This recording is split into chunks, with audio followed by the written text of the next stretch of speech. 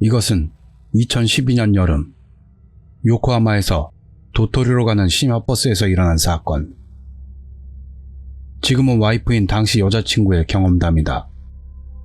그리고 그녀는 이 사건이 트라우마가 되어서 그 후로 장거리 버스는 다시는 이용하지 않고 있다. 자세한 내용을 알고 있는 사람이 있다면 알려줬으면 하지만 아무리 라인톡을 뒤져봐도 그 당시의 날짜가 검색되지 않는다. 그 이야기에 충격을 받아 날짜 플러스 사고 검색어로 검색해봤지만 아무것도 나오지 않았던 것을 기억한다. 그 즈음에는 장거리 버스의 졸음운전 사고가 세상에 회자되고 화제도 되는 바람에 뉴스에서 연일 그것에 대한 보도를 때렸었다. 기억이 나는 분들도 꽤 있을 것 같다. 하지만 그땐 나도 그녀도 사고에 관해서는 그다지 신경 쓰지 않은 채 일단은 조심해 정도만 얘기했었다. 그 사건은 새벽, 이미 목적지를 얼마 두지 않은 고속도로 상에서 일어났다. 장거리 버스에는 통상 기사가 2명이 교대를 운전하는데 이 이야기에서는 메인 드라이버를 A, 서포트 드라이버를 B라고 칭하겠다. 그리고 당시에는 그냥 1인 체제로 버스가 돌아서 그것이 사회적 문제가 되었던 기억이 있다. 한 승객이 A에게 말을 건다. 이야기 내용은 들리지 않았지만 아무래도 그 승객은 화장실에 누군가 계속 틀어박혀 있는데 아무리 기다려도 나오지 않아서 화장실을 이용할 수 없다는 얘기 같았다. 그래서 버스는 가장 가까운 휴게소에 잠깐 들르기로 한다. A도 이상하게 생각되었을 것이다. 왜냐하면 화장실에 있는 사람은 B로 오랜 시간이 지났는데도 돌아오지 않았기 때문이다. 휴게소에 도착해서 A는 화장실 문을 두드리며 말을 건다.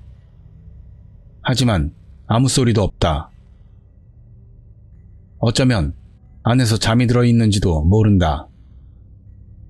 A는 바로 화장실 문을 열쇠로 열고 안으로 들어가 본다. 당연하게도 B는 화장실 안에 있었다고 한다. 하지만 자느라 나오지 못했던 것은 아니었다.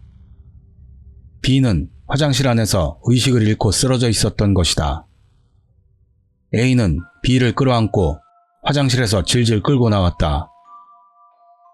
매일을 버스 사고로 화제가 되는 시점에서 아주 때도 잘 맞춘 것이다. 그 기사는 괜찮냐며 사람들 사이에서 일말의 불안감이 떠돈다. 다음 순간 그 기묘한 사건이 일어난다. 끌려 나오던 채 B의 입에서 대량의 피가 쏟아져 나온다. 그녀가 말하길 엄청난 기세로 쏟아진 피는 버스 바닥으로 세게 퍼지더니 근처에 앉아있던 그녀의 발밑까지 흘렀다고 한다. 차 안은 여성 승객들의 비명이 울려 퍼지고 소동이 일어났다. A는 당황하면서도 B를 그 자리에 두고 회사에 연락을 취한 후 지시를 기다린다. 모두 반패닉 상태에 빠져 여자들은 눈을 가리고 웅크렸고 남자들은 구경하듯이 기사들을 둘러쌌다. 그때 한 남자가 나선다. 이 사람이 또 기묘한 우연이었다. 저는 의대 레지던트입니다. 저라도 괜찮다면 그분 좀 봐도 될까요? 마침 그 자리에 있던 의사 지망생. 마치 옛날 드라마 같은 전개지만 실제로 그런 남자가 우연히 있었다. 그 남자를 레지던트 C라고 하겠다. 특별히 반대하는 사람도 없어서 레지던트 C가 피투성이의 서포트 기사 B를 보면서 동공과 구강을 조사한다. 그 기묘한 상황을 나의 그녀와 다른 승객들은 주위에서 지켜본다. 거기서 그들은 더욱 기묘한 상황을 목격하게 된다. 어수선한 상황에 차한 바닥에는 대량의 피. 전원이 그 피바다에서 거리를 두고 그 중심에 웅크리고 있는 레지던트 C와 기사 B. 마치 살인 현장 같은 상황임에도 불구하고 그 근처 좌석에서 잠에 든 채 움직이지 않는 여자가 있었다. 이상하게 생각한 다른 승객이 괜찮냐고 말을 걸려고 하는 순간 그 여자의 이상한 상태를 알게 된다. 그 여자는 좌석을 뒤로 젖히고 자고 있었는데 몸이 부자연스럽게 젖혀져 있었고 눈과 입이 벌어진 채로 굳어 있었다. 다리는 있는 대로 구부러져 좌석에 파묻히듯 딱딱해져 있었다. 그 다리에는 비에 피가 묻어 있다. 조용했던 차 안이 다시 술렁이기 시작한다.